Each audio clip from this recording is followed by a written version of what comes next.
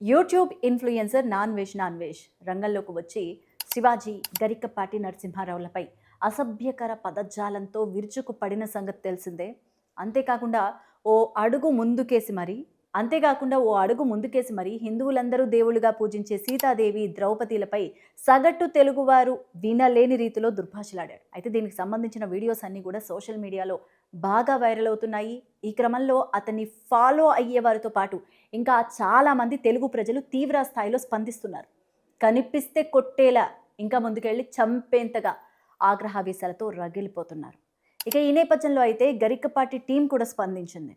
మా గురువుగారు ఎప్పుడో చెప్పిన మాటలను, ఫొటోస్ను ఇప్పటి సమస్యలకు జత చేసి అన్య పద్ధతుల్లో విపరీతంగా వైరల్ చేస్తున్నారని, ముఖ్యంగా అనుచిత వ్యాఖ్యలు చేసిన అన్వేష్ పైన చర్యలు తీసుకోవాలంటూ ఫిర్యాదు చేశారు వాళ్ళు కూడా. మరోవైపు ఇంత జరుగుతున్న అన్వేష్ ఇంకా భారతదేశాన్ని అవమానించేలా వీడియోలు పెడుతూనే ఉన్నాడు. నేను ఇలాగే రోజుకు 5 వీడియోలు పెడతా, మీరు ఎన్ని కామెంట్లు పెట్టుకుంటారో పెట్టుకోండి, నేను ఇలాగే ఉంటా అంటూ వీడియోలు పెడుతున్నాడు. ఒక విధంగా వీటన్నిటిని చూడడం వల్ల వాడిని మనమే వైరల్ చేస్తున్నాం.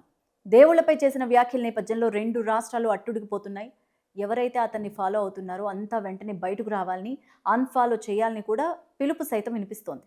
అయితే దీంతో ఇన్స్టా, యూట్యూబ్లో 3 మిలియన్స్కు పైగా ఉన్న ఫాలోవర్స్ క్రమంగా తగ్గుతూ 1 మిలియన్కు వచ్చేయడం ఇక్కడ గమనించదగ్గ విషయం. సో ఇప్పుడున్న సిచ్యువేషన్ చూస్తుంటే 2 రోజుల్లో 1000 లోపు వచ్చేలా కనిపిస్తుంది. చేతిలో ఫోన్ ఉంది కదా అనుకొని ఇష్టం వచ్చినట్టు మాట్లాడితే ఏం జరుగుతుందో తాజా ఉదాహరణ యూట్యూబర్ అన్వేష్దే. ఫాలోవర్స్ ఉన్నారు అనేది బలం అనుకున్నాడు. అదే ఫాలోవర్స్ ఒక్కసారిగా భారం అవుతారు అనే నిజం ఆలస్యంగా అర్థమైంది. ఇదే ఇక్కడ అతను మిస్ అయిన లాజిక్. స్టేజ్ పై మాట్లాడే వాళ్ళు ఆచితూచి మాట్లాడతారు, కానీ కెమెరా ముందు ఉన్న అన్ని కట్టడి వదిలితే సమస్య అక్కడి నుంచే మొదలవుతుంది. అన్వేష్ ఛానల్ ద్వారా అన్వేష్ ప్రపంచ దేశాలు తిరిగాడు. అక్కడి ఆహారం, సంస్కృతి అందరికీ చూపించాడు. ఆ ప్రయాణం అతడికి మంచి గుర్తింపు, ఇమేజ్ని, ఫేమ్ని తెచ్చింది. బెట్టింగ్ యాప్స్కి వ్యతిరేకంగా మాట్లాడిన దశలో అతనికి చాలామంది అభిమానులు, విపరీతంగా ఫాలోవర్స్ పెరిగిపోయారు. అదే సమయంలో అతను ఒక స్థాయికి చేరుకున్నాడు. కానీ స్థాయి పెరిగినప్పుడు మాటలు బరువు పెరుగుతుందనే విషయం గమనించలేదు అతను. నటుడు శివాజీ వ్యాఖ్యలపైన స్పందిస్తూ అన్వేష్ అదుపు తప్పాడని చెప్పాలి. అసభ్య పదజాలాలు వాడాడు.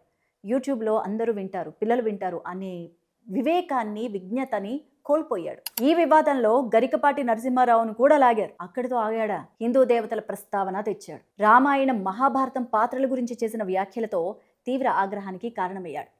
హిందూ సంఘాలు రంగంలోకి దిగాయి, కేసులు నమోదు చేశాయి. సోషల్ మీడియాలో అన్సబ్స్క్రైబర్స్ వర్షం మొదలైంది.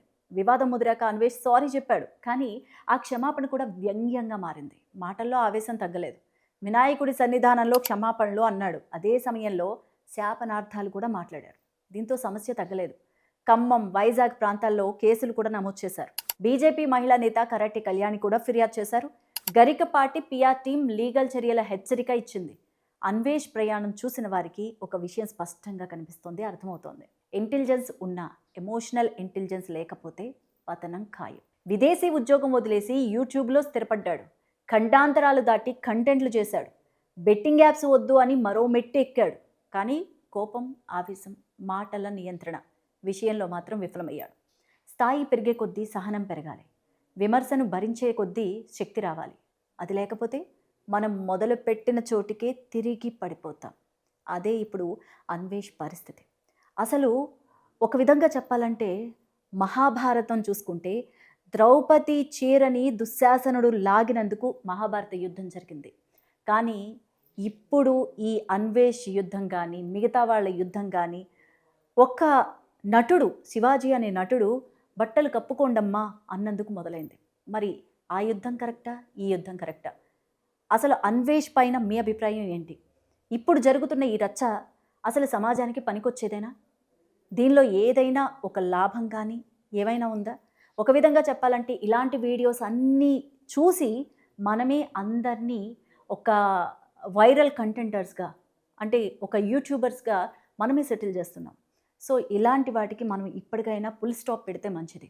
ఇలాంటివి పనికిరాని చెత్త కామెంట్స్ని, చెత్త వీడియోస్ని చూడకుండా వాళ్ళకి అసలు వ్యూస్ రాకుండా చేస్తే అదే మనం ఇచ్చే ఒక గిఫ్ట్ లాంటిది. కాబట్టి మీ అభిప్రాయం ఏంటి అనేది కూడా కామెంట్ సెక్షన్లో కామెంట్ చేయండి.